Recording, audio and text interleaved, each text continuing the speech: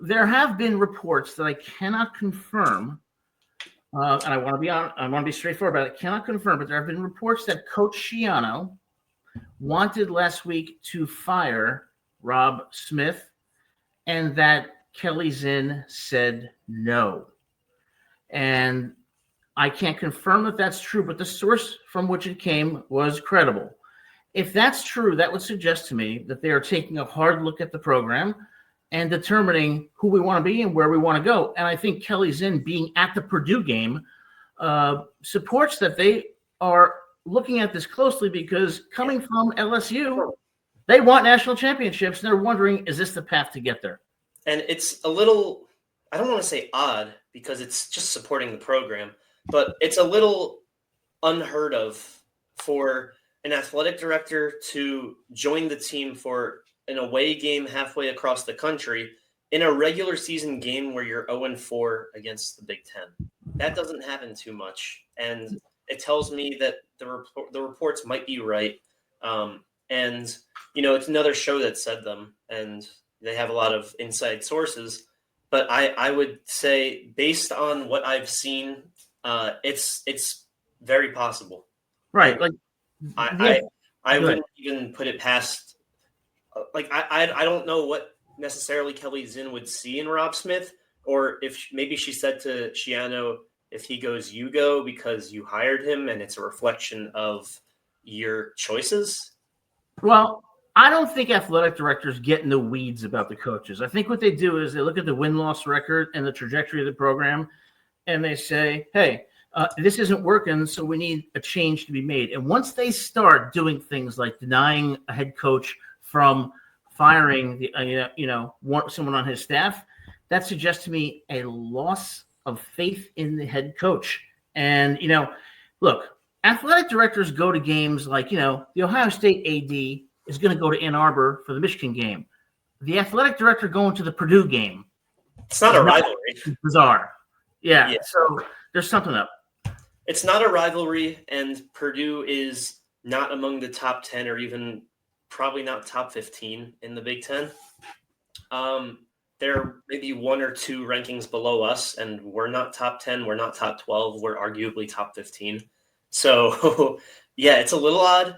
I don't want to shame Kelly Zinn for going, because if her motto is I'm going to go to every away game from now on, then that's a beautiful decision. And that's not something I would want to discredit and necessarily shame just because it coincides with a possible coincidental report. Yeah, and I think, Gabe, something that occurred to me is this. President Tate and Kelly Zinn are from LSU. They are not, at least to my knowledge, have not had long-standing relationships with Greg Schiano. So you've got people at the top now, or in leadership positions, that do not have the strong relationships or history with Schiano. And what does that mean? It means they may proceed slowly, but they may be proceeding in the direction of making the program their own. And whether that includes Schiano, I would submit that it's going to include Schiano for another year, provided that next year they win 7 or 8 games at least. And if that doesn't happen, I think that's going to be the last year. Yeah, I agree. And I don't think that President Tate has too much say on the program. I think his only say was hiring Kelly Zinn because of his familiarity with her and saying, whatever you think is best, I will give the thumbs up to for the first couple of years, and we'll see how it plays out. So I really think it's all in her hands. And Jason is right. Jason just said ADs sometimes go to games because, of donors and boosters. And certainly, like I went to USC. When I was at the USC Notre Dame game in South Bend a few years ago, sure, the AD is there. But, Kelly Zinn going to West Lafayette, Indiana, when Rutgers is playing the last place team in the Big Ten. I think she was taking a closer look. And you know what? They're both from LSU. Okay. Tate, Zinn.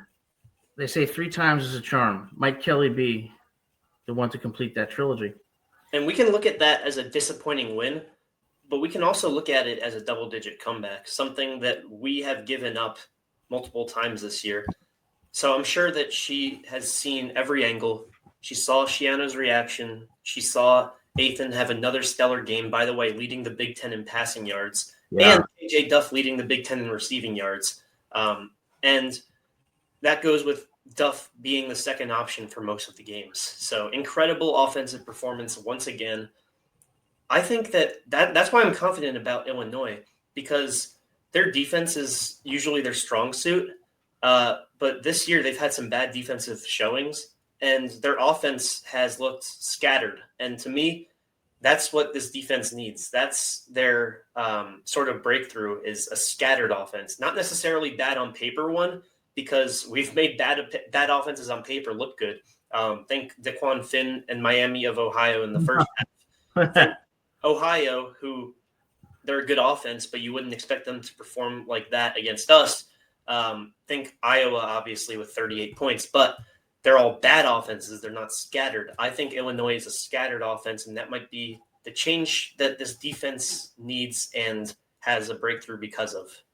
I think it's going to be closer than people think, but I just think that Illinois with Luke Altmaier at home is going to do enough to come out with the victory. But I have to say, congratulations to Ethan Kaliakmanis.